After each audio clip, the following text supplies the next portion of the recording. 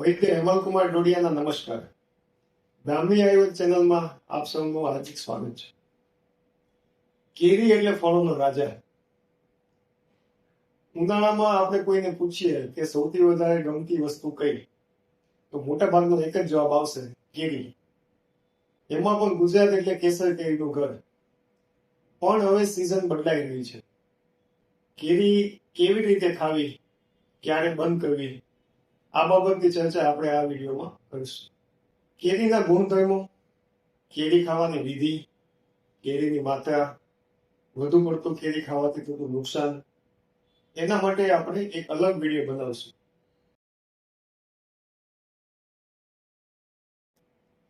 આયુર્વેદ પ્રમાણે 6 ઋતુઓ છે: હેમંત, શિશિર, વસંત, ગ્રીષ્મ, વર્ષા અને શરદ.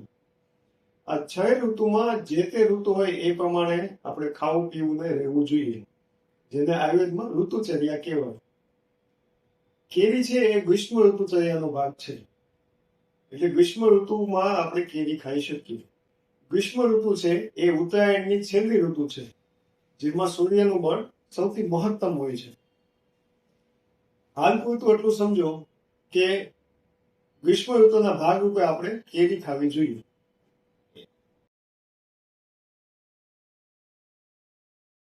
જેમ ગ્રીષ્મ ઋતુમાં કેરી ખાવી જોઈએ, એમ ગ્રીષ્મ ઋતુ જાય એટલે કેરી ખાવાનું બંધ કરવી જોઈએ. આયુર્વેદમાં જે 6 ઋતુ છે એ એક ઋતુમાંથી બીજી ઋતુ બદલાય એ જે સમય હોય છે એને આપણે દેશી ભાષામાં મિક્સ સિઝન કહીએ છીએ. એને આયુર્વેદમાં ઋતુ સંધિ એવું નામ આપવામાં આવે છે. આ ઋતુ સંધિમાં પહેલાની જે ઋતુ હોય એનો આહાર વિહારનો ધીમે ધીમે ત્યાગ કરવાનો હોય, અને જે નવી સિઝન આવવાની છે એનું ખાવા પીવાનું ધીમે ધીમે વધારવાનું હોય. સામાન્ય રીતે આ સમયગાળો 15 દિવસનો હોય. તો આ સમય દરમિયાન આપણે કેરી ખાવાની બંધ કરવી જોઈએ.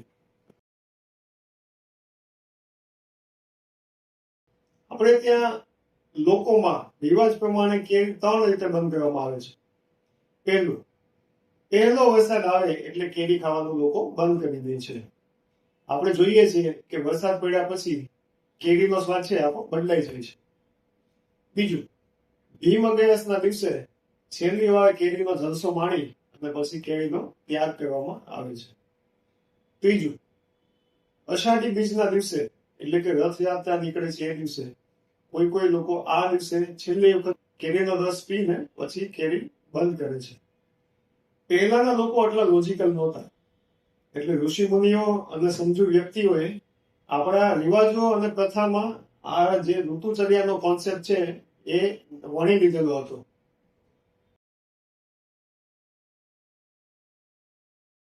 તો કેરી આપણે અત્યારે 3 રીતે બંધ કરી શકીએ. સામાન્ય રીતે 5 જૂનની આસપાસથી ગુજરાતમાં વાદળ બંધાવાનું ચાલુ થતું હોય છે, અને ગુજરાતનું ઓફિશિયલ ચોમાસું 20-22 જૂન આસપાસ આવે છે. તો આપણી પાસે આ 15 દિવસનો સમય છે, જેમાં આપણે ધીમે ધીમે કેરી બંધ કરવી જોઈએ.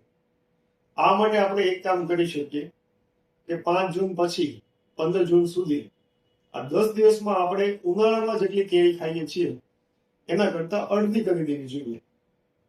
અને 15 જૂન પછી 20-22 જૂન સુધી, અથવા તો જ્યાં પહેલો વરસાદ આવે ત્યાં સુધી કેરી ઉનાળામાં ખાતા હોઈએ એના કરતા ચોથા ભાગની કરી નાખવી જોઈએ.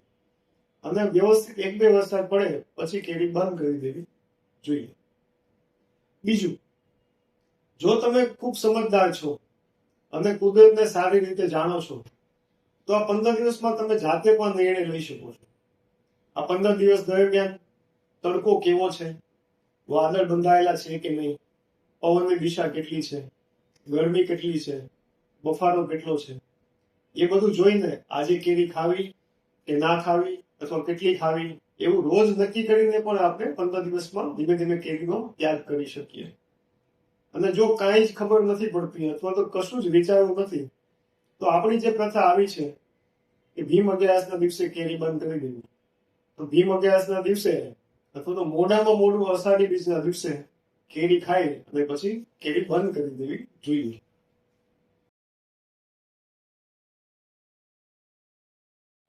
હા, બિલકુલ કેરી ખાવાનું બંધ કરવું જ જોઈએ.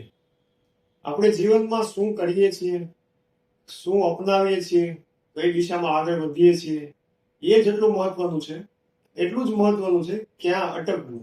બધી વસ્તુનો સમય હોય અને સમજદાર અને જ્ઞાની માણસ એ જ કહેવાય જે સમય પ્રમાણે કામ કરે. આપણે ખાવા માટે જીવીએ છીએ કે જીવીએ છીએ એટલે ખાઈએ છીએ, એ નક્કી કરવું પડે. આપણે જીવનનું લક્ષ્યાંક નક્કી કરવું પડે, જેમ કે સ્વસ્થ જીવવું. કેરી એ સાધન છે. આપણા લક્ષ્યાંકમાં જેટલું આનો રોલ હોય એટલા પ્રમાણમાં એનો આપણે ઉપયોગ કરી શકીએ. આવું બધી વસ્તુ માટે સમજવું જોઈએ.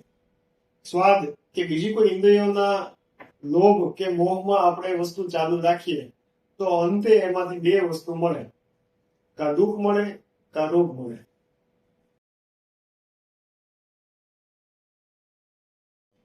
માર્કેટમાં તો 12 મહિના કેરી મળવાની, કેમ કે એ ધંધો છે.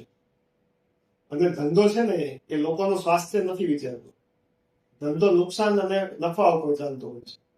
એટલે જેમાં નફો મળે એ કામ કરવામાં આવે છે. એટલે 12 માસ કેરી મળશે. એટલા માટે તો કોઈ પણ સિઝન હોય એની પહેલા પરાણે પકવેલા ફ્રૂટ માર્કેટમાં આવવા મળે, જેથી એને મોંઘી કિંમતે વેચી શકાય. અને જો ડિમાન્ડ હોય તો સિઝન પતી ગયા પછી પણ ફળો મળતા હોય છે, જેમ કે કેરી. બીજું કે કચ્છની કેરી મોડી આવે છે, તો એમાં આપણે એ પણ સમજવું જોઈએ કે કચ્છનું ભૌગોલિક વાતાવરણ કેવું છે. કચ્છનું વાતાવરણ પ્રમાણમાં ગરમ છે, વરસાદ ઓછો પડે છે, તો ત્યાંની આબોહવા પ્રમાણે આંબામાં કેરી આવતી રહે છે અને લોકો એને વાપરી શકે છે. પણ એનો અર્થ એ નથી કે આપણે અહીં વરસાદ પડતો હોય અને કચ્છમાંથી કેરી મંગાવીને ખાઈએ. બુદ્ધિનો સ્વાસ્થ્ય અને લાભ માટે ઉપયોગ કરવો જોઈએ, નુકસાન, લાલચ કે લોભ માટે નહીં. અસ્તુ. આપને આ માહિતી સાચી અને વૈજ્ઞાનિક લાગી હોય તો તમારા સગાવાલા અને મિત્રોમાં શેર કરો. સાચા આયુર્વેદ વિજ્ઞાનને સમાજમાં લાવવાની ખાસ જરૂર છે. આવા જ સ્વાસ્થ્યવર્ધક ટોપિક ઉપર આ ચેનલમાં વિડીયો મૂકવામાં આવશે, માટે સબસ્ક્રાઇબ કરવાનું ચૂકતા નહીં. તમારા પ્રશ્નો અને પ્રતિસાદ કોમેન્ટમાં અચૂક જણાવજો. આ વિડીયોને લાઈક કરો, શેર કરો અને સબસ્ક્રાઇબ કરો. આભાર.